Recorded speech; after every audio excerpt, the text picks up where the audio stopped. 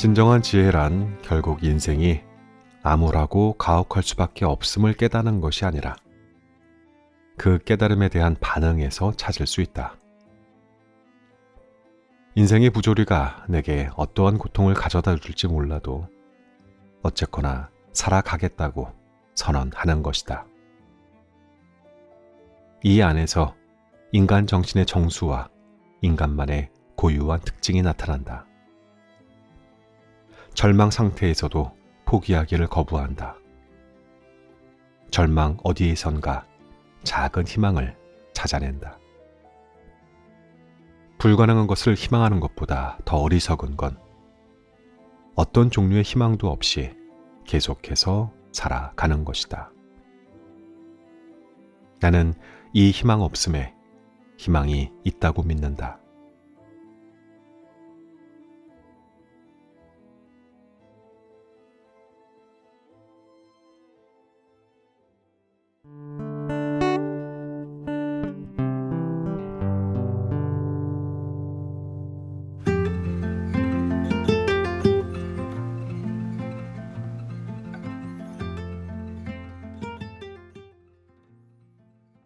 모두의 아저씨 책 읽는 자작입니다.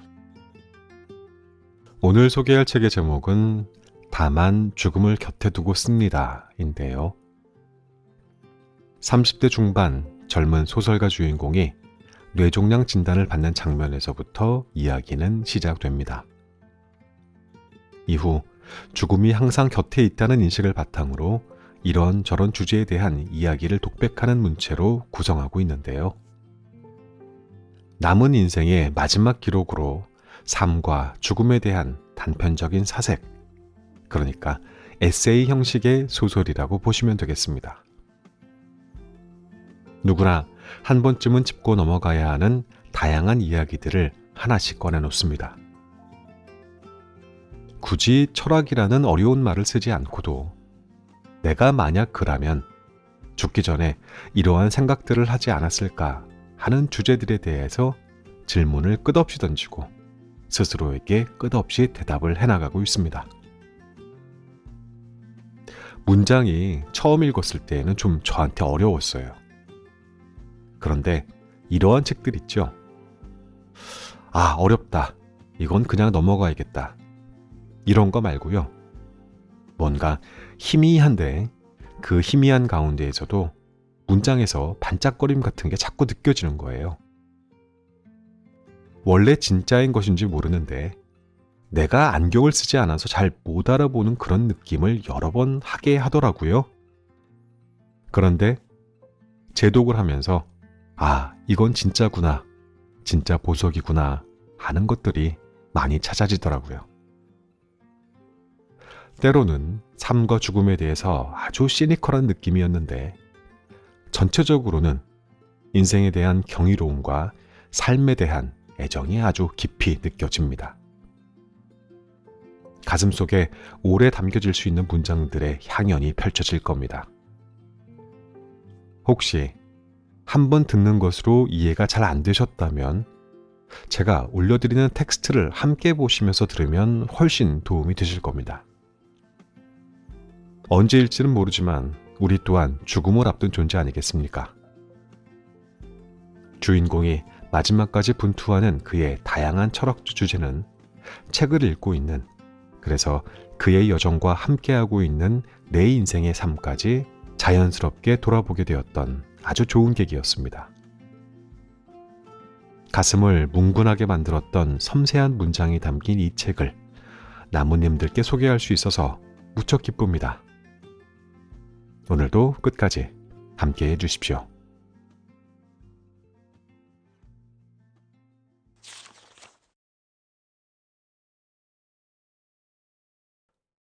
나쁜 소식의 마지막 문장, 마지막 단어를 듣기 전까지는 좋은 소식과 나쁜 소식을 구별할 수 없다. 살면서 어떤 순간이든 모든 것이 무너지거나 순간적으로 끝나버릴 수 있다는 걸 모르지 않았다. 물론 그 사실을 아는 것과 그 사실을 직접 마주하는 것은 하늘과 땅처럼 다른 일이었다. 실은 그가 입을 열기 전부터 나쁜 소식임을 직감할 수 있었다. 손에 미세한 떨림이라든가 담담한 척하는 얼굴 표정이 만들어낸 무거운 공기를 같은 공간에 있던 나는 무의식적으로 느낄 수밖에 없었던 것이다. 그를 천천히 관찰하면서 나의 막연했던 느낌은 추상적인 직감의 영역에서 의식적인 확신의 영역으로 옮겨갔다. 억지로 크게 뜬 그의 눈동자에서 나의 운명을 보았다. 내 생이 짧아지고 있었다.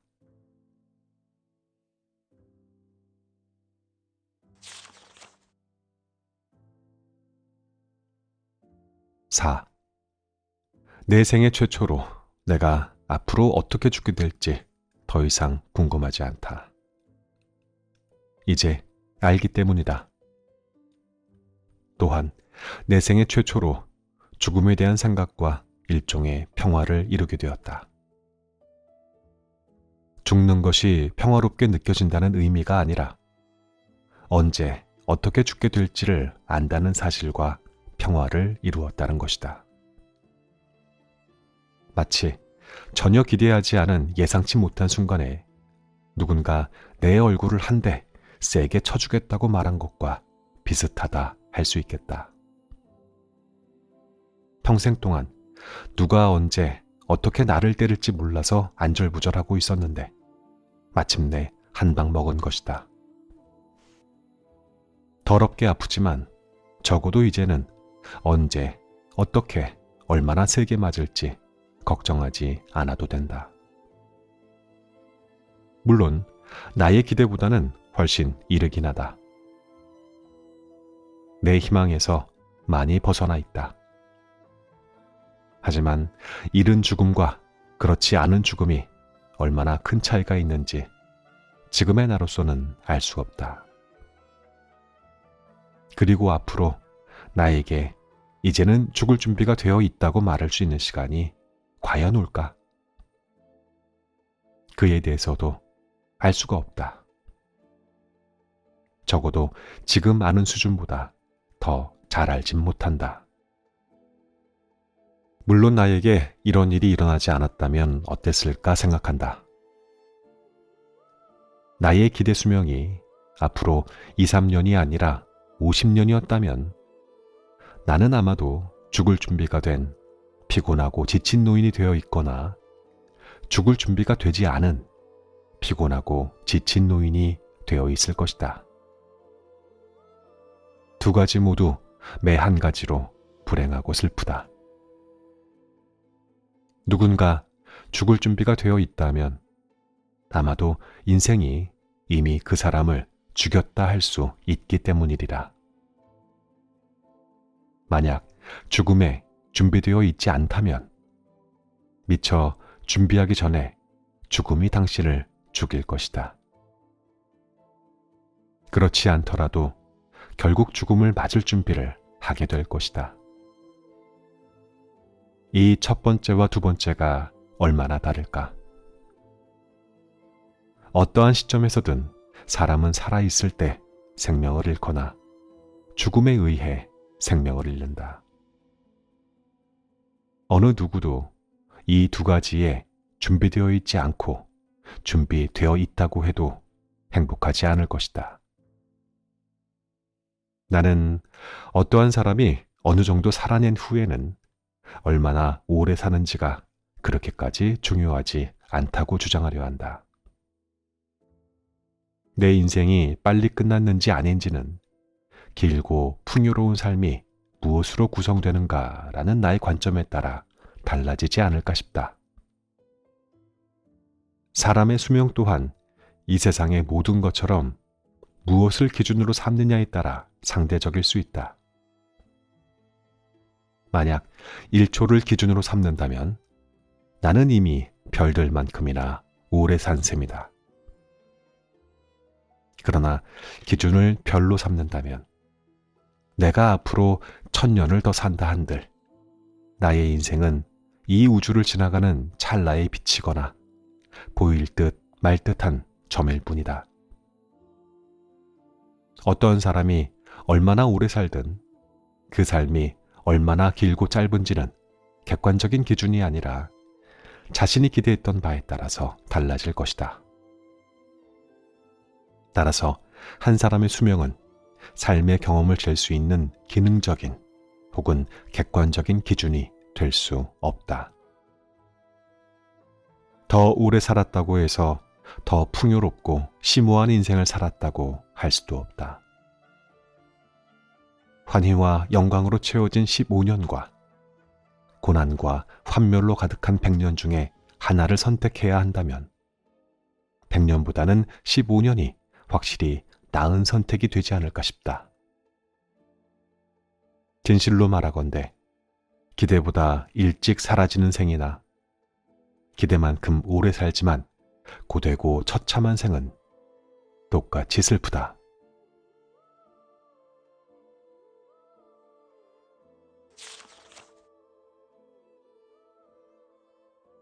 48. 인생은 0으로 곱하기를 해야 하는 등식이다. 그 삶에 아무리 많은 것을 더하고 보태도 아무리 큰 숫자가 된다 해도 결국 0으로 수렴하면서 끝난다. 우리 모두는 언젠가 사랑하는 사람을 잃을 것이다. 그들을 먼저 떠나보내거나 우리가 떠날 것이다.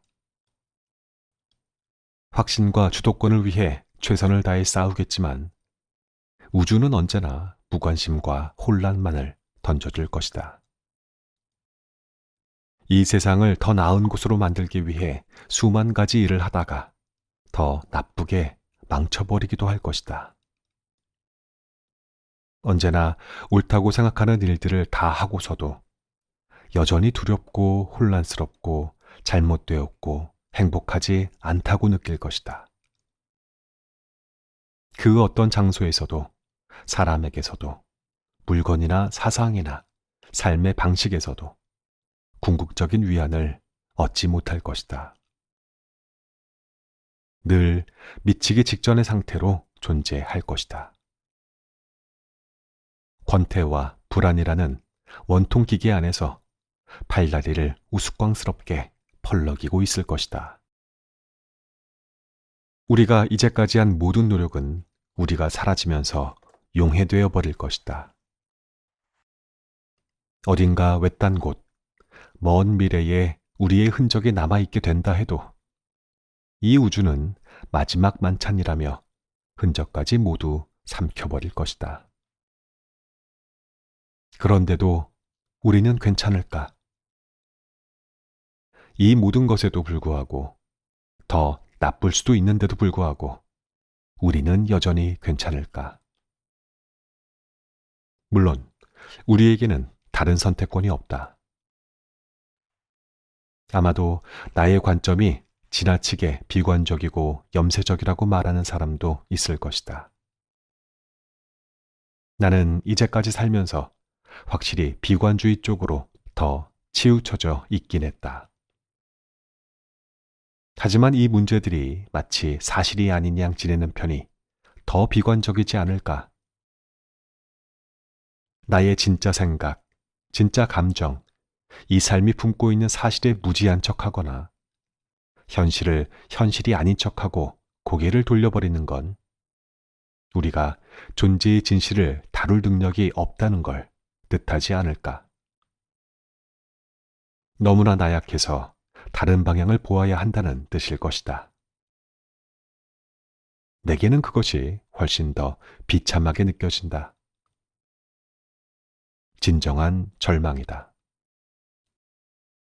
진실을 직시하고 그 진실 앞에서 자기가 할 수 있는 가장 정직한 시도를 하는 것.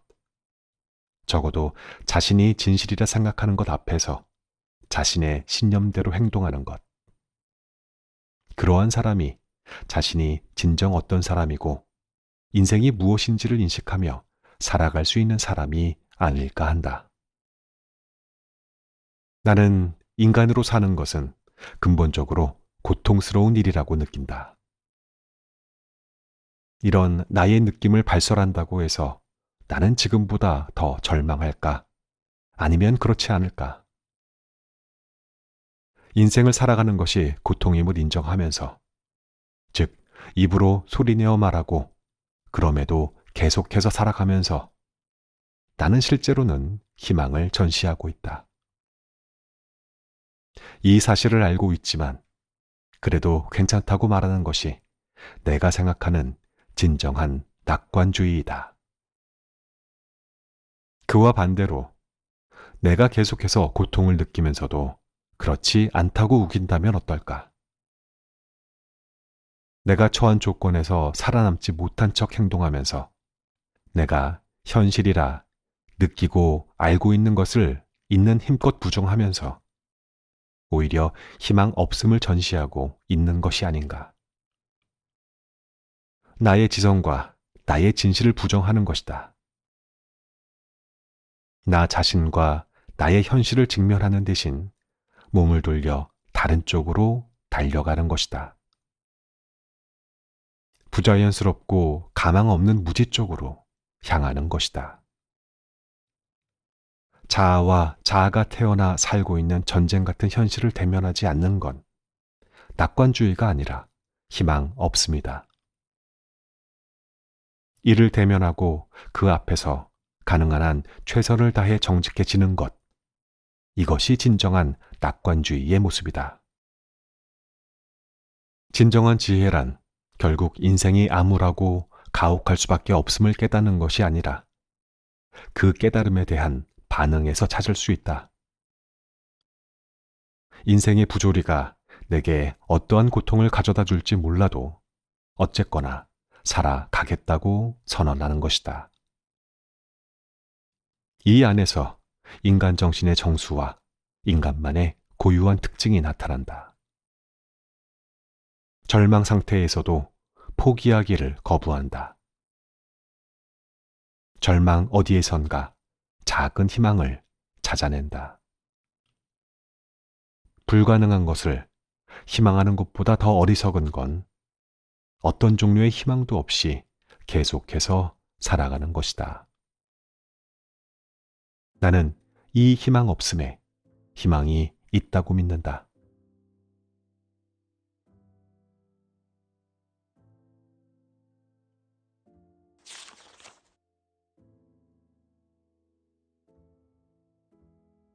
당신이 내일 당장 죽을 것처럼 산다면 당신은 오늘 죽을 위험을 감수하고 있는 것이라고 할 수 있다. 당신이 내일 죽지 않을 것처럼 산다면 오늘을 제대로 살지 못하는 위험을 감수하는 것이다. 우리는 어느 순간에든 죽을 수 있지만 아마도 죽지 않을 것이라는 사실과 언젠가는 반드시 죽지만 언제 죽을지 모른다는 사실 사이에 꼼짝없이 갇혀 있다. 그리고 이 두 가지는 계속 우리를 끌어당기면서 종종 이도저도 못하는 상태가 되도록 만든다. 내가 이렇게까지 빨리 죽게 될 줄 미리 알았다면 다르게 살았을까? 어쩌면 아주 많이 달라졌을 것이다. 아니면 그렇게 다르지 않았을 수도 있다. 결국 마지막에 가서는 이러한 과정이 크게 중요하지 않게 된다. 과거에는 내가 몰랐기 때문에 중요하지 않고 지금은 비록 안다 해도 과거로 돌아갈 수 없기 때문에 중요하지 않다. 우리가 하루하루를 온전하고 충실히 산다는 건 내가 가진 모든 것을 잃을 위험을 감수한다는 뜻이기도 하다. 우리는 부, 사랑, 안전, 건강, 인생 자체를 언제든 잃을 수 있다. 그러나 그렇다고 해서 하루를 온전히 보호하고 보존하려고만 한다면 자신이 원하는 건 아무것도 얻지 못한다.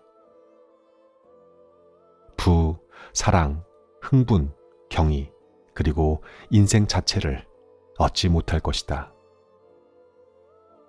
하루를 온전히 후회만 하면서 보내는 것은 자신이 이 둘 사이의 균형을 어떻게 맞추고 화해시킬지 안다고 생각하는 것이다. 그러나 언제나 그렇듯 우리는 아무것도 안다고 할 수가 없다.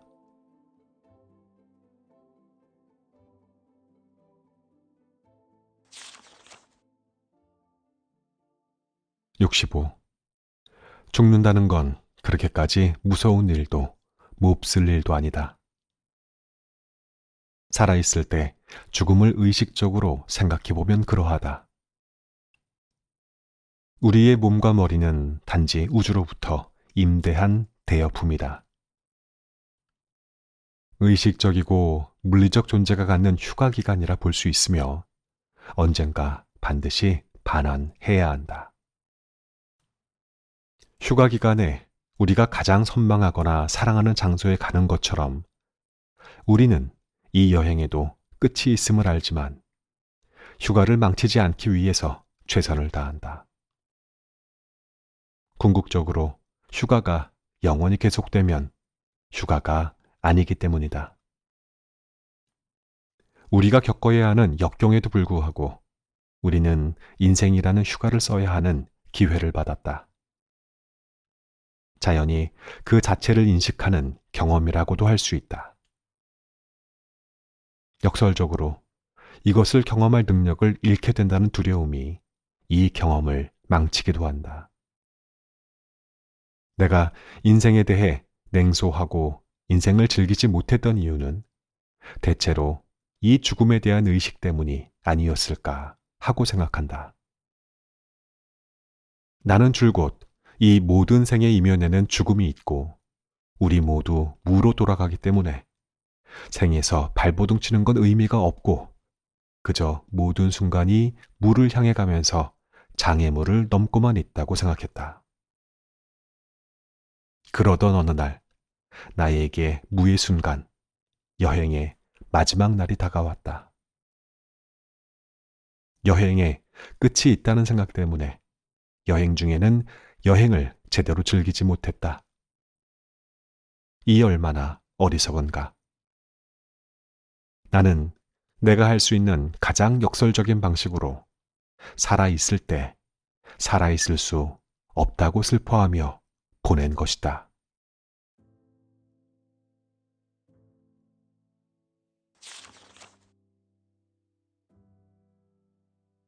66. 우리가 동전을 이야기할 때 흔히 동전의 양면이라는 수사를 사용한다. 양면이 다르다고 한다면 우리는 양면의 어딘가 어떻게 다른지 관찰하고 고려할 수 있다. 다시 말해서 그 사람이 양면을 이해하고 있다는 말은 그 동전을 구성하는 전체를 이해하고 있다는 뜻이 된다. 우리가 인생을 경험하고 사색하고 고찰한다면 그 안에는 죽음이 포함되어 있는 것이다. 인생은 마치 양면이 있는 물체와도 같다. 그러나 우리는 의식적으로는 그 존재의 한 면만 관찰할 수 있기 때문에 어쩔 수 없이 그 동전의 전체가 그저 우리가 보고 있는 한 면이라고 믿으며 살게 된다. 하지만 삶과 죽음 또한 다른 모든 것과 같이 균형이고 대조이다. 둘 중에 하나가 없으면 다른 하나도 존재할 수 없다. 따라서 우리가 삶을 원한다면 죽음도 원해야 한다. 리처드 도킨스는 말했다. 우리는 죽을 것이다. 그 점 때문에 우리는 행운하다. 사람들이 죽지 않는다면 아마 태어나지 않아서일 것이다. 내 자리에 대신 올 수 있었던 이들은 아라비아 사막의 모래보다 많은 햇살을 절대 보지 못할 것이다. 삶은 위대하며 쉽게 사랑할 수 있다고 하지만 죽음은 막연한 공포라고 생각한다. 하지만 그 반대편에 놓여 있는 어마어마한 직경의 죽음의 공포를 통과하기 때문에 삶이 위대해지는 것이다. 상점에 가보면 물건마다 지불해야 할 가격표가 붙어 있다. 누구나 나 이거 사고 싶다 라고 말할 때에는 그저 사고 싶다는 것이 아니라 갖고 싶다는 뜻이다. 하지만 갖기 위해서는 사야 한다. 삶이 반드시 치러야 하는 가격은 죽음이다.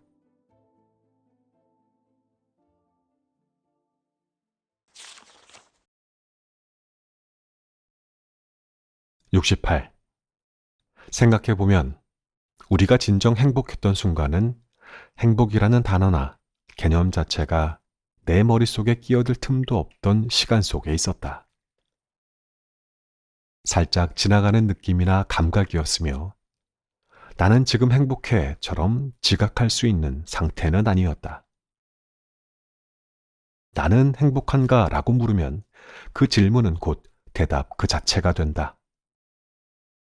굳이 물어야 한다면 아마 행복하지 않은 것이다. 이 질문은 무엇이 행복인가 혹은 나는 어떻게 하면 행복한가 등으로 다양한 변주를 이끌어낸다. 이때쯤 되면 이 질문이 애초에 물을 가치가 있는지 아닌지는 중요하지 않다. 이 질문으로는 그리 듣고 싶은 답이 나오지 않기 때문이다. 우리 대부분은 이제 안다. 행복은 성취할 수 있는 무언가도 아니고 영원히 내 곁에 있는 것도 아니다.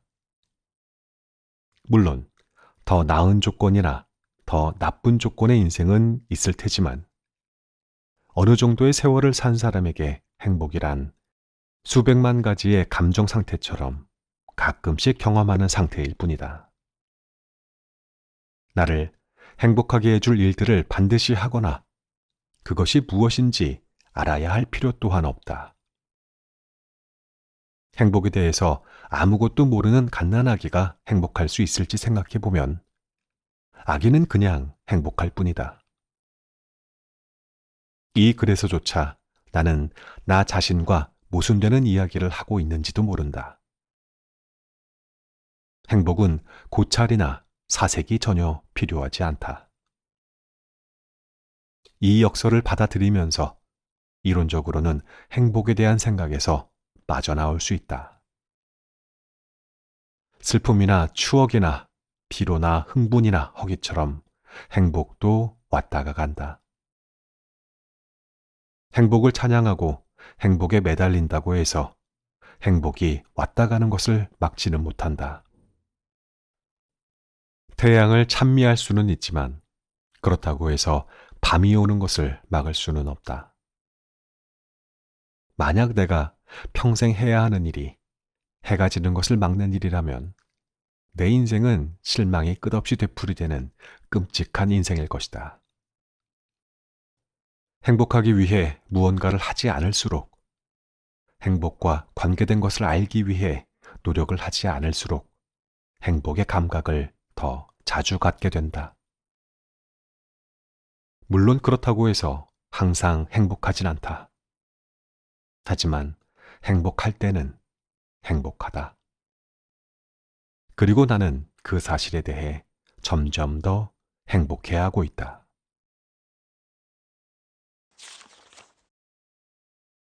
이 책의 낭독은 여기까지입니다.